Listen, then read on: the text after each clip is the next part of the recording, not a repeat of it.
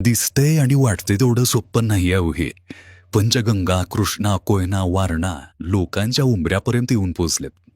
लोकांना जिथल्या तिथं सगळा संसार, उद्योगधंदे टाकून जिकडं तिकडं सुरक्षित ठिकाणी जावं लागते. नदीकाठच्या लोकांचं हा दरवर्षीचा आता एक नवीन उद्योग होऊन बसलाय. पाऊस जास्त पडला की सगळं जिथल्या तिथं टाकायचं आणि सुरक्षित ठिकाणी निघून जायचं.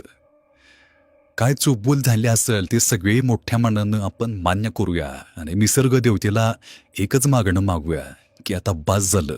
यातून आता पुन्हा उभारी घ्यायची ताकद तूच आता आम्हाला दे, अशी आपण आई अंबाबाई चरणी प्रार्थना करूया.